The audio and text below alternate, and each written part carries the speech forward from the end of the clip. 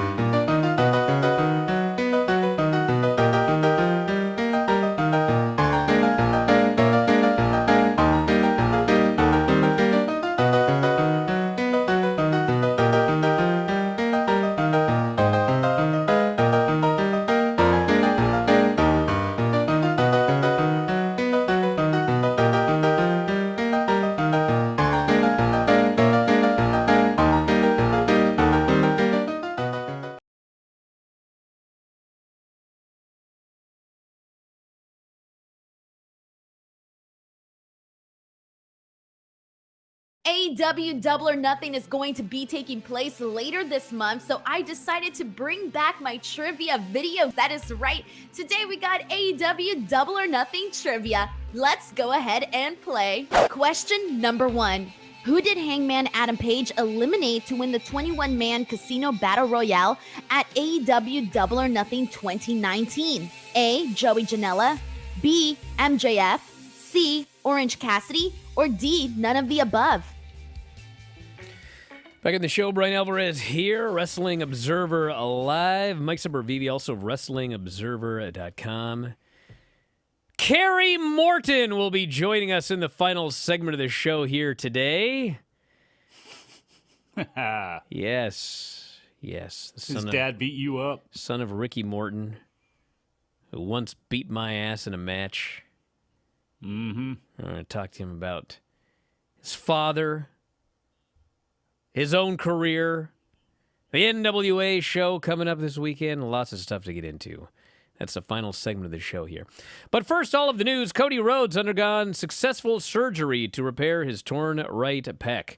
Former AEW Chief Brandy Officer, Brandy Rhodes, his wife, made the announcement on social media Thursday.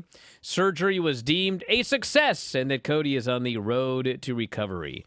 Suffered a torn pec while weight training last week, which, by the way, I haven't seen it yet, but apparently WWE put up a video. Cody training for Hell in a Cell is him in the weight room.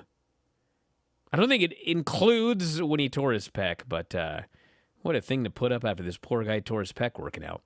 Performed at Hell in a Cell, defeating Rollins in the main event of the Hell in a Cell pay-per-view. And then they shot the angle the next night where Rollins attacks Rhodes with a sledgehammer. No timetable has been stated as to expected return to action, but various sports medicine sources indicate 6 to 9 months as a general guideline. So most likely return at the Royal Rumble. Who knows? If it were me, I'd want to return at Elimination Chamber. You know, at least amount of time between the return and WrestleMania, the better. Well, you never know what they might decide to do. But anyway, best of luck to Cody. Hopefully he returns sooner rather than later. And apparently 5 stars in the Observer. Is that right? That's, I guess, with people being angry about things. I guess. With Dave trending, I assume that's probably what it was, yes. Well, is that day one event still in Atlanta? Are they going to do that thing again? I believe day one is in Atlanta, so that would also be a day one of the big return. Yes, Rhodes. The Rhodes to recovery. You mean the day one show that's not actually going to be on day one this year? Well, let's find out what day it's actually going to be on. They should do it on day one every year. They should do that. Makes sense. Actually, you know Peacock, what? They could. You know what? Day one What's this that? year is, in fact, Sunday. So they can do the pay-per-view on day one this year. There you go. Yeah. Now, I think in 2024 that gets all weird. Yeah. Why? 2024 day one is Monday. I don't think they're going to do the day one pay-per-view on day one. And then, of course, the year after that, day one will be on Tuesday. And I don't think they're going to do the day one pay-per-view on Tuesday. Very easily. You could merge day one into Raw. It's a special day one Raw. Oh, get out of here. And then the next year. No, it makes sense. Look, they are a content farm, are they not? They are, but it's a pay-per-view. They're going to do day one on like day 5 next week. So when it becomes Tuesday, then you just do it on Peacock, and it's just something you throw up there. I mean, come on. Do you really like? Why don't they call it WWE New Year and just have it on in the first Saturday of the new year? WWE first Saturday of the new year. That's what they should call the pay-per-view. Yes. Mm-hmm. WWE first Saturday of the new year. Only on Peacock.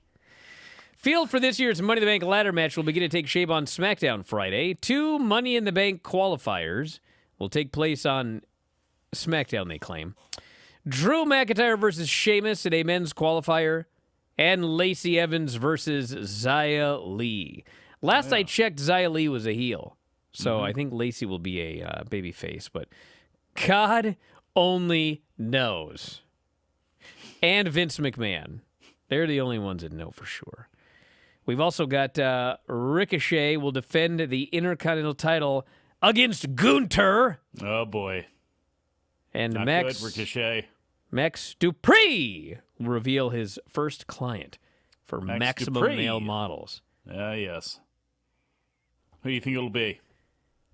Well, ain't going to be face, but it might be mace. That I can tell you.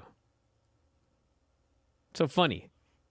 Nothing. How out of his mind Filthy Tom is over a guy misspeaking. His name ain't Face. And, bro, you know what's funny about that Filthy Tom show? Yes. A lot, actually. He waited a week. He's like Christian with Jungle Boy. This guy waited a week. Actually, basically 2 weeks, because we didn't do a show the week I got back from Vegas.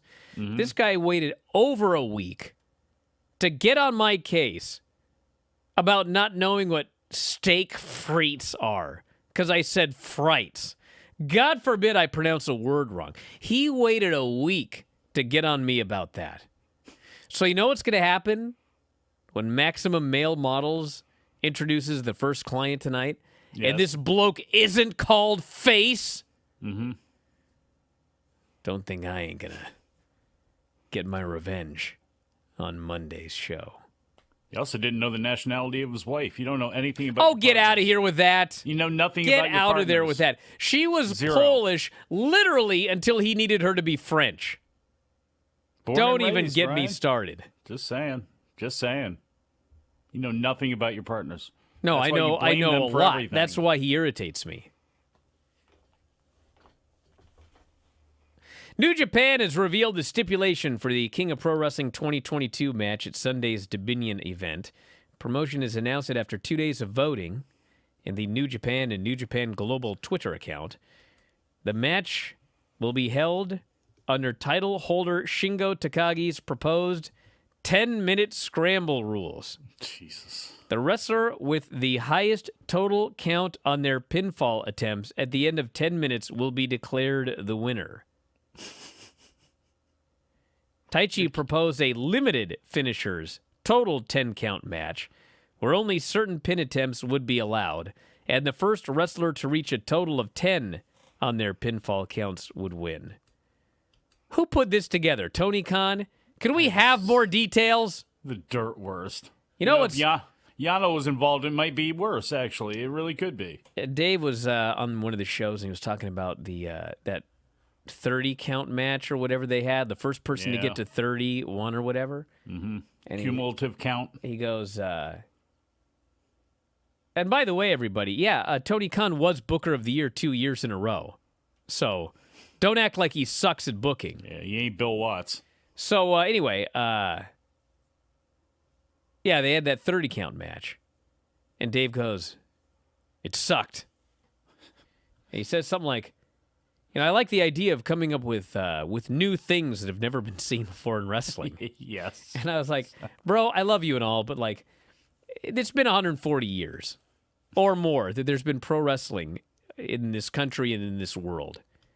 And if you haven't seen a type of match by 2022, probably a reason for it. It probably sucks. Right?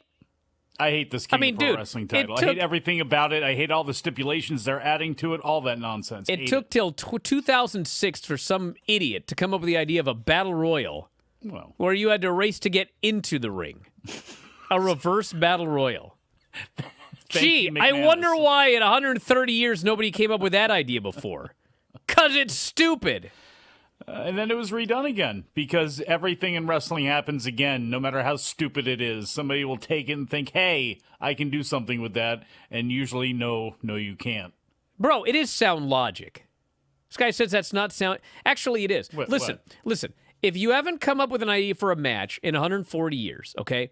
Yeah, every now and then, somebody's going to hit on something. And it's like, you know what? No one's ever done that, but that was pretty cool. That's 1 in 10 ideas, okay? 9 of them are going to be horrible ideas. Of course you can come up with something, but like the vast majority of good ideas after 140 years have been done in wrestling, okay? And at this point, everything is a variation of things that have worked so far. Every now and then somebody's going to hit on something, but in general, 9 of the 10 ideas are going to be a reverse battle royal. It's a stupid idea. It doesn't make any sense. There's a reason nobody ever did it. The Hard 10 tournament? God. This guy deserves an award for coming up with so many stupid ideas. It's actually impressive when you think about it. Back in a moment, Observer Live.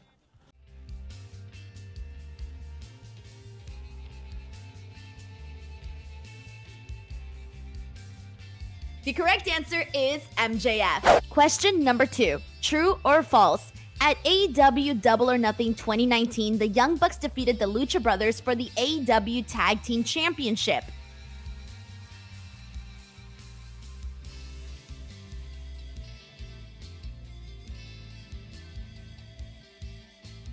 The answer is false. While the Young Bucks did defeat the Lucha Brothers, it wasn't for the AEW Tag Team titles. It was actually for the AAA Tag Team titles. Question number 3. Who won the Casino Ladder match at AEW Double or Nothing 2020? A. Scorpio Sky, B. Darby Allin, C. Orange Cassidy, D. None of the above.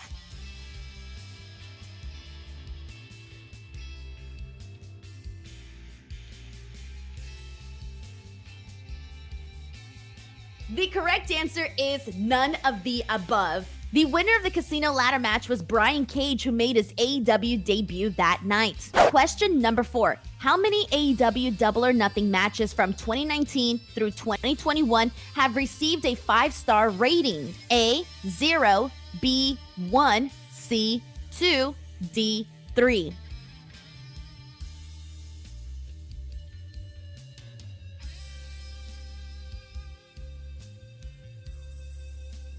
The correct answer is 1. And it was the first AEW Double or Nothing event in 2019. It was the match between Cody versus Dustin Rhodes. It received 5 stars. Question number 5. How many title changes have occurred between the 2019 Double or Nothing and the 2021 Double or Nothing? A. 1, B. 2, C. 3, D. 5 or more.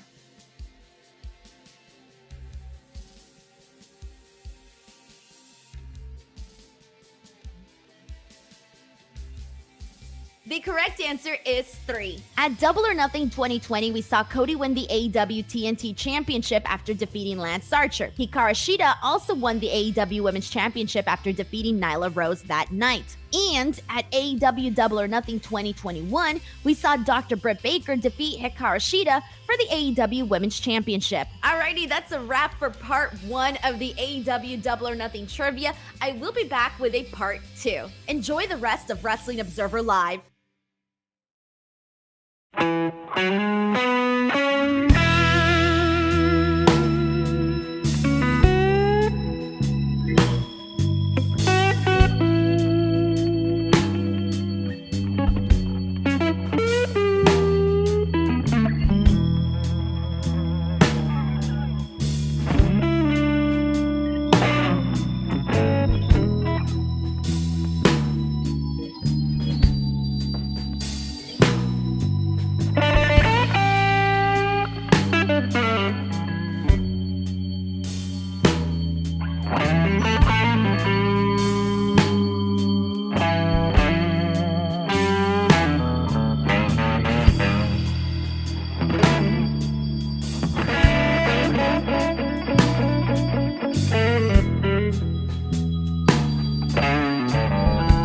Back at the show, Bryan Alvarez here, Wrestling Observer Live. Mike Sempervive, also of WrestlingObserver.com.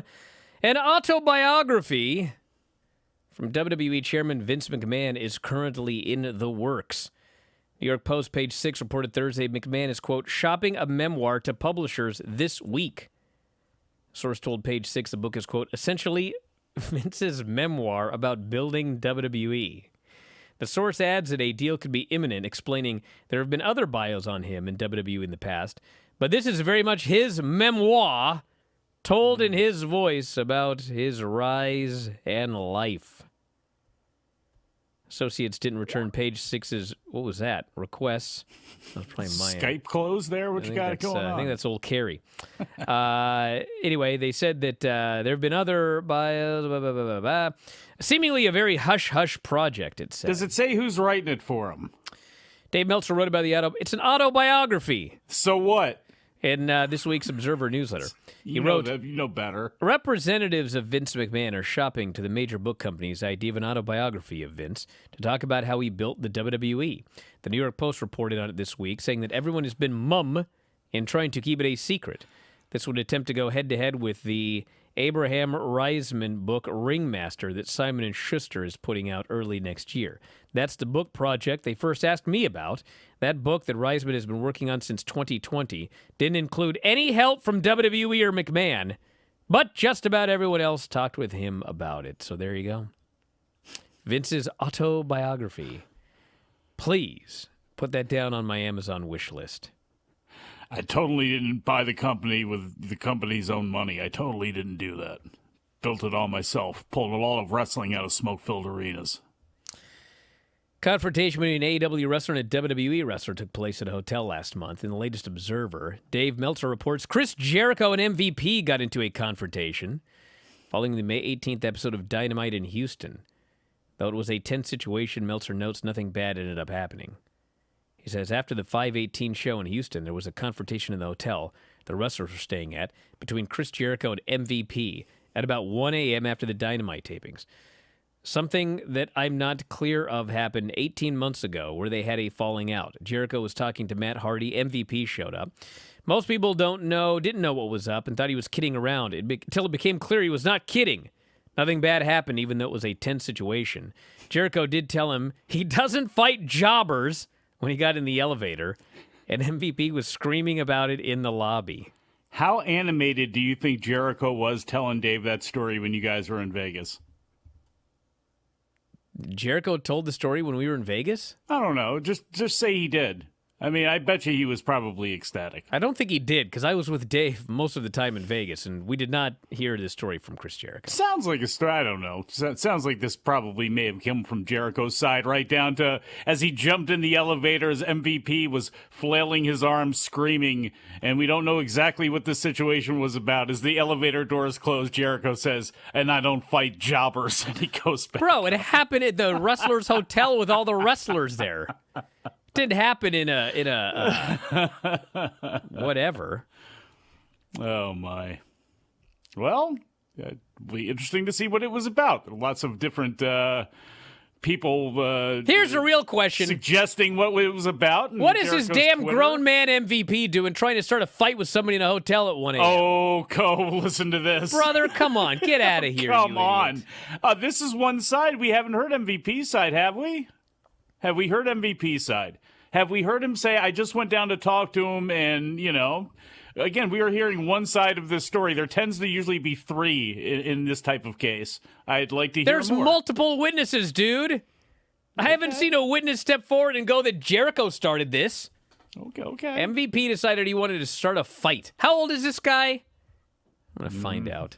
How old is MVP? Maybe, According to Wikipedia, still in middle school. Well, maybe he just wanted to storm the Capitol. I wonder if he told Jericho his dad could beat up Jericho's dad. Because I doubt he could, by the way. I don't know about that. We don't know. I know if it came down to MVP and Chris Jericho, who I'm putting my money on. Maybe MVP can... I'll put it on P. Do a rap about it. Wait, you're going to put your money on MVP over Jericho? Yes! Okay, hold on. There's two men here. Yes. One of them has had multiple altercations in this business, and including guillotining Goldberg. Yeah. The other has 0 known altercations. But you by your own admission, jiu-jitsu's a pretty, healthy weapon to have. Yeah, but he's got one leg. MVP's got that. I mean, MVP's in Are we really jiu-jitsu. talking about who would win a real fight between these two guys? I don't know. Somebody's been in the pen. 48 years old. I don't know. MVP's picking fights in a hotel. Hey, this is the news that's in the Observer. I mean, right? This is what Lead Star is talking about, this sort of thing. It's a story. It's on the front page of the website, right? Bruce Prichard will be having surgery to repair a torn rotator cuff.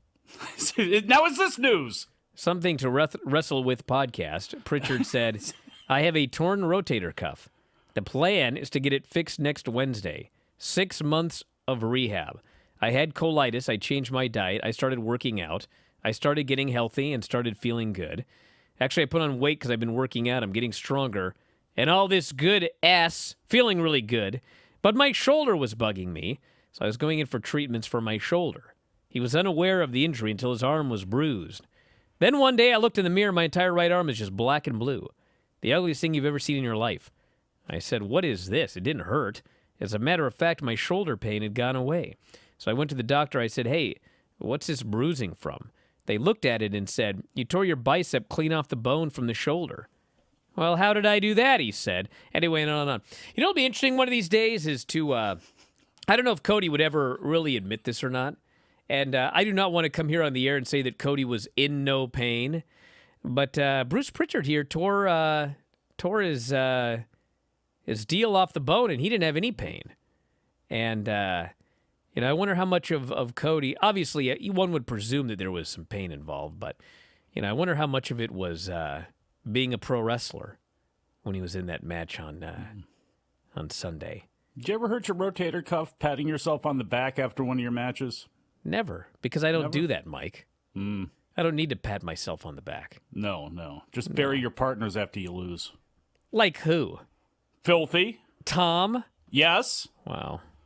I like Who else Tom. have you teamed with in the past? Tom's a good guy. Colonel De Beers. I never teamed with Colonel De Beers. Was he still, Colonel De Beers? Was he still active up there? What was it? Easy Ed? I Ed trained Wiskowski? with the Colonel at Buddy Okay. Rose's school, but I never teamed with him. What a cat.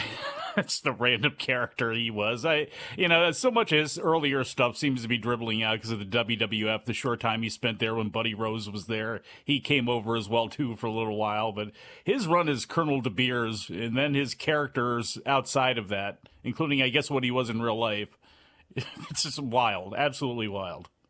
I'm pretty sure I still get emails from the Colonel. I have to go back and see when the last one was. Yeah, look at that. Well, January 24 was the most recent one. Is he cussing you out like Lance would? Nah, he's one of those guys that just like forward stuff all the time. Like whatever goes into his inbox. Yes. Usually political. He's like your personal Facebook stream right in your email, yes. Yeah. So anyway, I don't see a lot of them. All right, what do we got in the bin here? Hopefully something. Why? We're really at the bottom of it, so Not really. scrape it. I got Kerry Morton coming on. We do, but we also have 3 more I have minutes to to decide fill if here. I want to be polite about his dad or not. Well, you might want to be. He might. He's a little younger than you, isn't he? Put the whooping on you. Yeah, for he's his quite daddy. a bit younger than me, actually. Well, I would kill to hear Vince's side of the Wendy Spider Lady screw job, this person said. Well, you probably will. Although I don't know, because, here's the problem. It's a Vince McMahon. Think about this. When Bret Hart originally went to write his bio, it was literally 1,500 pages, and they had to edit it down to make it a readable book. And, that's Bret Hart. And, I bet you Brett remembers things differently and in a no, different I'm sure way he than does, Vince but my McMahon. point is, if you think about all of the stories that Vince would have to tell to cover his entire career in wrestling, and obviously from childhood as well, and then everything that he's done, through to today. Brett's book was his career through what, 2001 or whatever. Something like that. I mean, you got to do Vince McMahon from 1945 or whatever To at through least 82. 2022. Yeah. What do you mean through 82? Well, hold on, but through I mean, as far as, 2022. but as far as chapters in there, it's at the very least, that's what you can mush together there. And then he's had multiple lives basically since. It would be very, very difficult, and that's why. A story about Moolah is not as big as him noting Wendy Richter leaving and how he built stuff behind her, if he's even going to talk about something like that. So I guess it's possible, but yeah, I think if people are looking for minutia and great insight, I don't know if you're going to see it there. I think if we are going to see anything that would benefit all of us, it's to really hear him, because he's only done one Playboy interview about it, I think in any depth about what his upbringing was really like and what developed this man to make this man tick in the way that he has. This person here says Impact Wrestling recently posted the full match of the Reverse Battle Royal on their YouTube channel. I watched it. It was terrible. It just didn't make sense. Yep. Well, the rules were you had to fight to get into the ring. And Brian, they did that. Remember the WWA, which started before TNA? It was the guy in Australia. he did that match. It had already failed once and was terrible once. Back in a moment, everybody. Observer Live.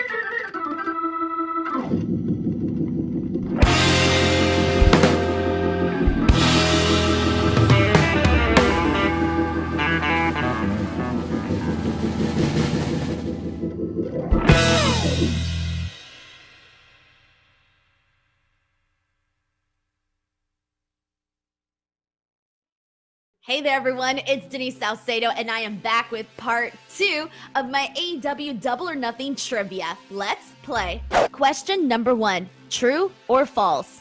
Cody Rhodes has had a singles match on every edition of AEW Double or Nothing from 2019 through 2021.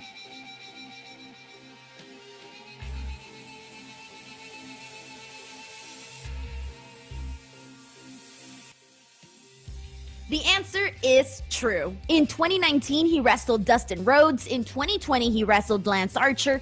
And in 2021, he wrestled Anthony Ogogo. Question number 2. Who was not in the AEW Double or Nothing 2021 Casino Battle Royale? A. Wardlow. B. Dustin Rhodes. C. Penta El Cero Miedo. D. All of the above.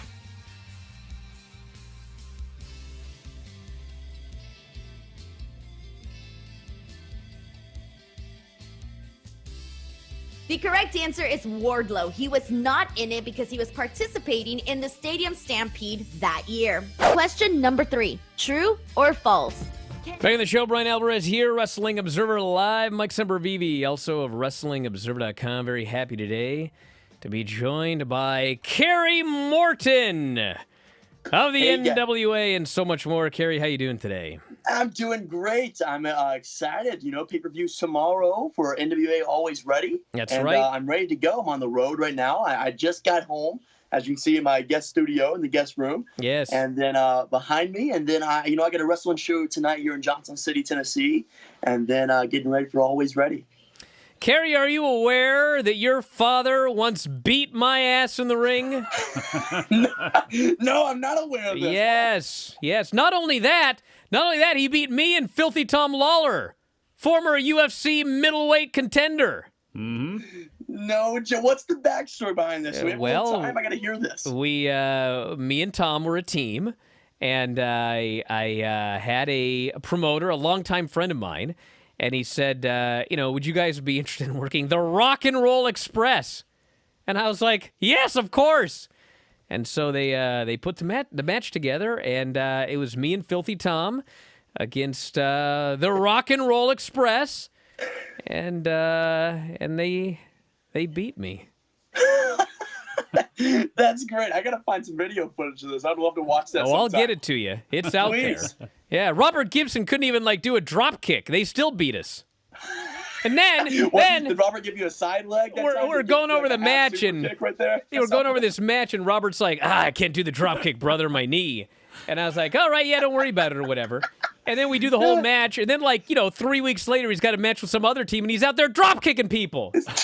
Well, he had to rest it. Come on. Oh, Robert, jeez Louise, that's funny. That's funny to hear. Honestly, I can't wait to watch. And I got another story for you about that match. So your father, he didn't know a lot about Filthy Tom, but he knew that he was a former UFC fighter. Yeah. And all as we're setting this match up and everything like that, he's just talking about how, it's, you don't have to grab me very hard. You don't have to hit me. It's fake and everything like that. And you could tell he was a little not sure about this old Filthy Tom fella. Yeah. And then finally he just goes, come here, brother. Let's lock up. And they lock up. Just to test out the water. And as soon as they locked up, your dad goes, all right, everything's cool. And he was fine after that. That sounds like the most dad thing that I know that he would do. Like, all right, everything's cool now. Yeah, everything was cool now, yeah. I'd like to, in storyline here, make fun of your father, but he was just the sweetest guy. He was awesome. And I was awesome. Happy he talks to be able about you often. Now he's like, what's crazy it is? He's better at social media than I am, and I'm 21 years of age, and I should be at my peak on social media, and he knows more than I know what's going on in the wrestling world right now. He's like, oh yeah, I know Brian just reported a crazy story, and he was talking about something Dave Meltzer just said, and then he was talking about something Sean Ross put over. I was like, what the heck, Dad? You know this stuff better than I do. So he keeps up to date with everything that you guys are doing. Aren't you supposed to sort of be a social media guy? So kind of in a way, but you know what? That's my major in college. Is I'm actually a social media manager, a marketing manager. But my time's not really devoted on social media a lot. I'm trying new habits. I'm trying new things. I just did some film work just recently again. I did professional theater. I now got into some film work. I'm not a lot of time on social media, honestly, as much as I would kind of like to be to kind of keep up with the wrestling world in the grand scheme of things. I want to bring up the fact that you mentioned many of the things that you have done and are doing, but you did not mention NCAA cheerleader. And I don't know if you know this or not, but in my youth, I was a gymnast. And, I had to hear from people who were like, gymnast, they would make fun of the idea that I was a male gymnast. And I was like, brother, you show me one Iron Cross, and you can talk about how ridiculous it is for a dude to be a gymnast. Guys, you want to know what a male cheerleader has to do? Holy smokes. You got to be jacked. You got to hold these people up in the air with one hand. I had friends that were male cheerleaders. This is no joke. It's no game. It's no joke. My friends, I can't even explain to them exactly what all I go through in a typical practice. And, our practices are 3.5 hours almost every day of the week. We usually get Sundays off if we're fortunate. But, especially when we're leading up to our national tournament, in which we won, by the way. It's a little bragging right there I can talk about. But we were training every day a week for at least 3.5 hours, man. And it's just like there's no break, and it's like wrestling to a whole other extent. You have some choreography, you have some downplay, but at the end of the greens games, if you mess up, there's no going back. So I love it. What school are you going to? I am an NCAA athlete and a collegiate cheerleader, and at the most, I love it though. I wouldn't change anything. What school do you go to? I go to King University. It's in Bristol, Tennessee. It's a Division II university. It's a little smaller, but it's beautiful, beautiful campus up in the mountains here in East Tennessee, and you can't go wrong with the scenery here. Well, and a huge, incredible wrestling tradition throughout a lot of those towns and in that area of the country, which you well know. And you actually had a match last weekend in Williamson, West Virginia, where you faced off. A lot of people talk about Action Mike Jackson down there in the Gulf Coast, Mr. Alabama junior heavyweight champion at 72 years old, but you faced off against Chick Donovan, who's 75 years old, who's still tan, who's still jacked. It's amazing. And apparently all of his real hair. Oh, is that true? Dude, what? It was real hair, all the glory, all the glorified. I mean, it was Chick Donovan. This is a funny story I have. So I knew Chick for a while, and Chick knew me, and he called me as Morton. What up, Morton? Yeah, you refer to as Morton. And, he didn't really understand kind of like, he doesn't keep up with the grand scheme of independent wrestling anymore. He just kind of does his own thing and leaves. But he said, I watched you on YouTube, kid. I said, well, thank you, Chick. I appreciate that. And he said, tonight when we go out there, they're going to boo for you and they're going to cheer for me. You got that, Morton? I said, yes, sir. Yes, sir. Yes, sir, I got that. So I went out there, and believe it or not, Chick Donovan had his working boots on as usual, and we tore it up. I think we were semi-main event, and went probably 20 minutes, quite frankly. And we, hip tosses, arm drags, body slams, suplexes, figure four. It was all involved in this matchup.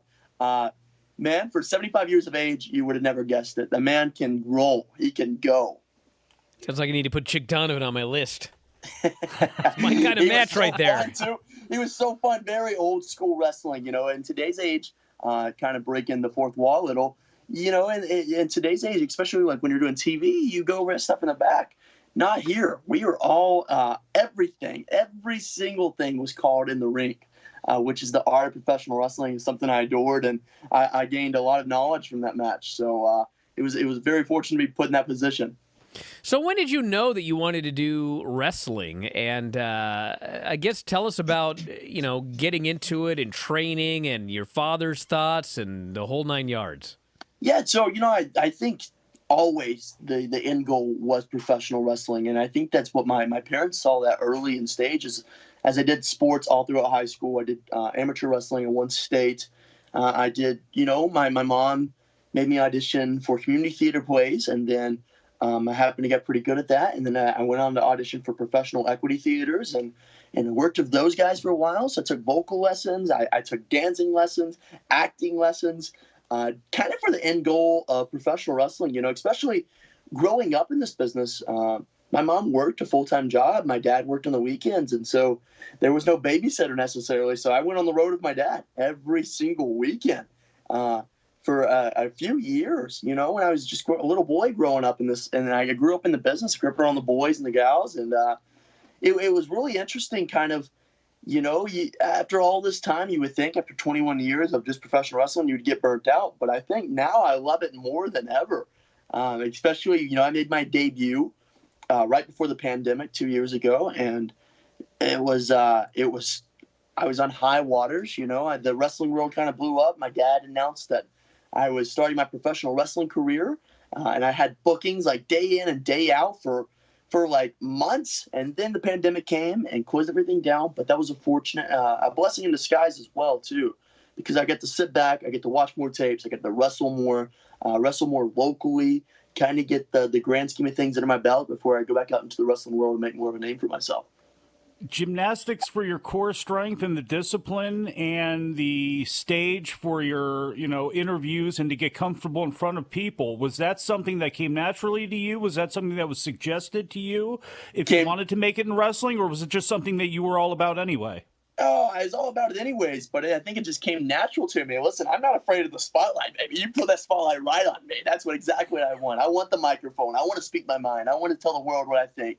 So I wasn't afraid one bit. I was, you kind of get those butterflies in your stomach time and time again, especially when I made my professional debut out on the stage and touring with some grand scheme of like national tours and stuff like that. But man, it was so fun. I loved theater. I love my journey in theater. And I wouldn't necessarily count it as I'm done. I just got a little burnt out. I did it all throughout high school. I didn't necessarily have much of a social life.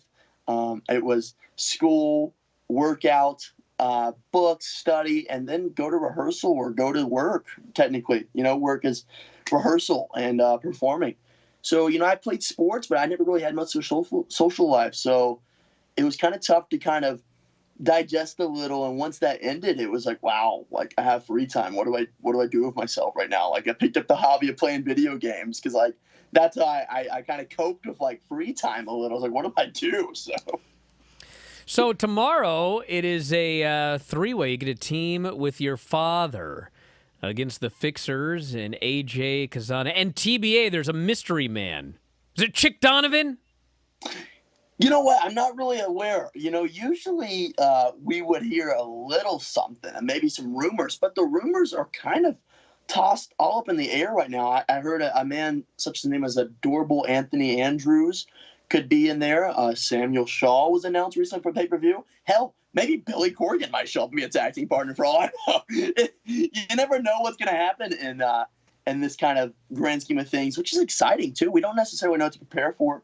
We went down to the school of Morton this week, which is my father's wrestling school. We trained and we did some cool moves together and just kind of learned the ways and learning habits to see what we're going against. We don't know what's going to step in that ring come Saturday night. Now, I don't know if you know, or if you do know, if you could tell us, but what is the main event tomorrow? It's supposed to be Nick Aldis and Matt Cardona, but Matt Cardona's out. Do we have any idea what they're doing? I'm curious to know, too. I've heard a couple things. Now, I know Nick Aldis he's a fighting champion. He wants the NWA World Championship back. But, sometimes in this crazy business, things can turn in just the matter of seconds. Matt Cardona is a very, very big hand at the NWA right now, being the world champion. So, you never know who might pull in there. It could be Mike Knox. It could be Samuel Shaw. It could be some other recent releases from the big leagues, another big league of some sort. You just never kind of know. You know what? I mean, it could be X-Pac for all I know. It's kind of crazy what's going on.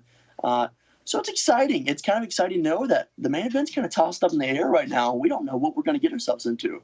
Well, Brian, you don't have any shows scheduled after today, right? Hey, listen, I'm still in quarantine till tomorrow. Oh, well, no. Yeah, not sure I can make it out, but hey, what are your thoughts on the NWA? You having fun? I'm sorry? Having fun? I'm having so much fun. I love the NWA right now.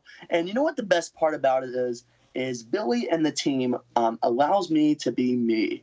And I think that's something that you can never take for granted. I have such a grateful opportunity there to work my tail off, to earn my spots, to show everybody that, hey, just because I'm Ricky's boy doesn't mean I'm not my own self too. And that's something that is time and time again I'm proving.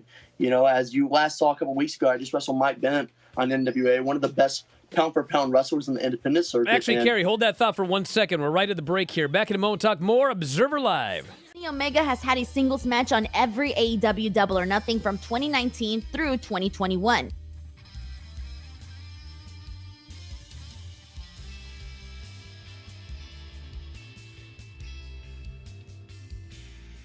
The answer is false. In 2019, he wrestled Jericho, but the following year, he was part of the Stadium Stampede, and then in 2021, he was in a triple threat against Orange Cassidy and Pac. Question number 4, true or false? Kenny Omega has main evented every AEW Double or Nothing pay-per-view between 2019 and 2021.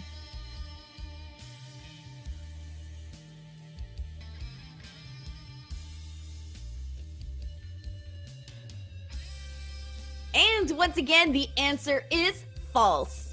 He took part in the main events for 2019 and 2020, but for 2021, he was not in the Stadium Stampede match, which closed out the show. Question number 5. Name the 2 cities that have hosted an AEW Double or Nothing pay-per-view.